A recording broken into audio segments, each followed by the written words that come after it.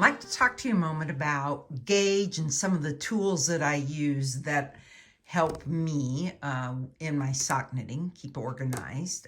First, let's look at the tools, and then we'll talk about gauge and how that impacts your fit.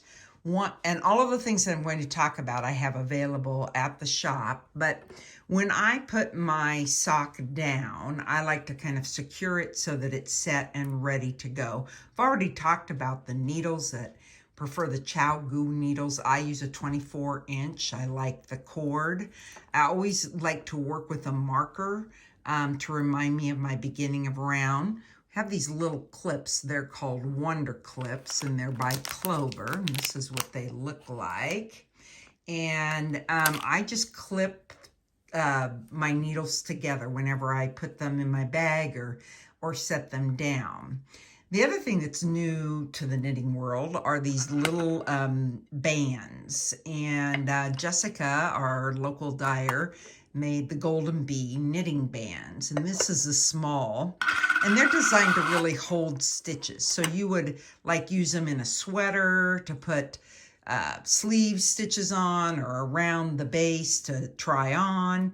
But we discovered that if you would take one of them and cut them apart, that they then fit nicely on your tips of your needles. And they really, really stay. And so there's no risk of these stitches falling off, which is kind of it's just a hassle because they're itty bitty tiny stitches. And so we really like that. So we put those on, and then we put a little Wonder Clip on, and then we are ready to put them down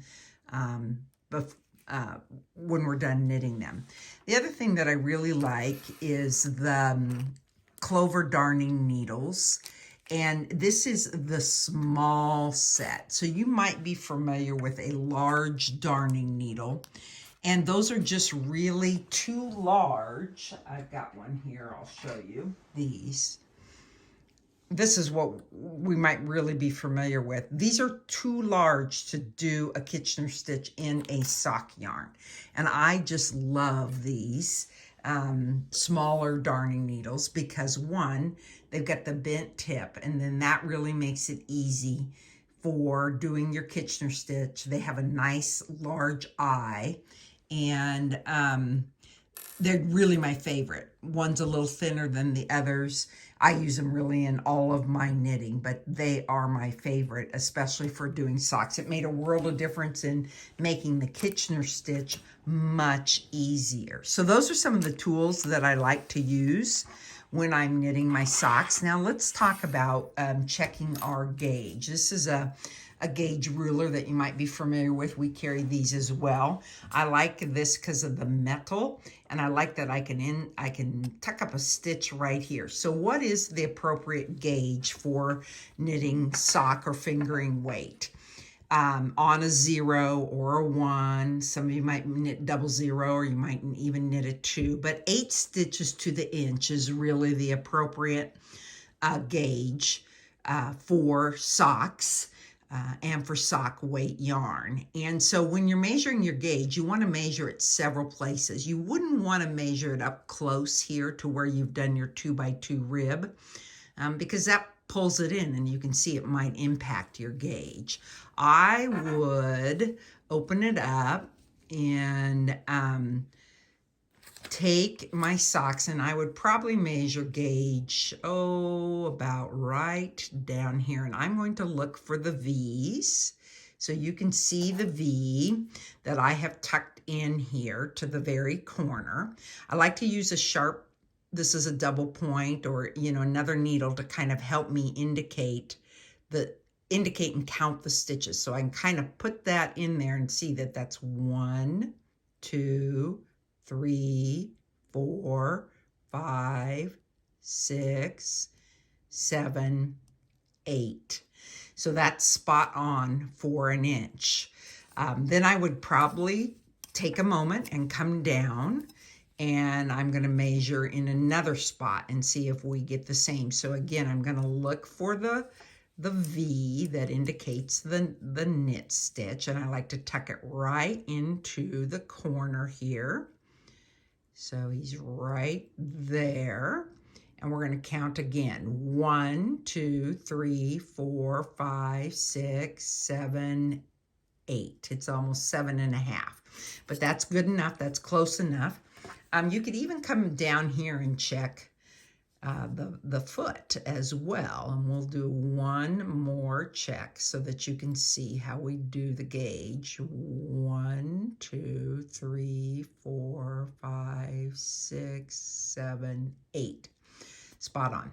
So I know that pretty much if I use a 0 and I'm knitting Jessica's Lazy Bee sock yarn, that I'm going to end up with this gauge. So therefore I know that I need to cast on 64 stitches to fit how I like my socks to fit. A couple of things that you can adjust. If your gauge is larger, you could go down a needle size. If it's smaller, you could go up a needle size.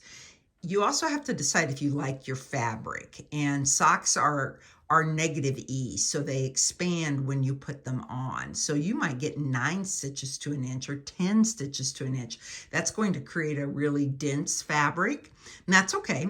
If you like that, then what you might do is adjust the number of stitches that you cast on. So you might go from 64 stitches down to 56, or if you're really like a tight fabric, you could go up in stitches as well.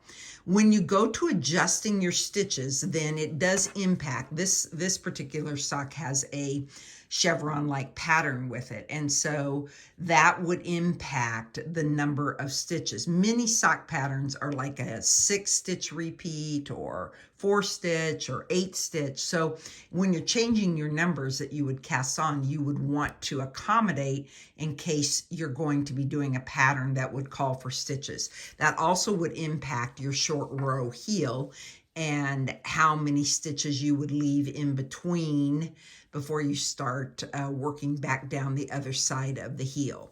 So it's important to check your gauge, especially as a new sock knitter. You want to check it after you've gotten at least 3 to 4 inches down. If you're feeling like it's really tight, stop and check, because there's nothing worse than knitting the whole cuff or the whole leg, cuff and leg, of your sock and then having it be too tight. And it is a-okay to try your socks on. In fact, that's what's neat about Magic Loop, is it allows you to slide the stitches to the cord, allowing you to get your foot in. So these are just a few things that will make knitting socks easier. Checking your gauge will save you maybe knitting several socks until you get them to fit.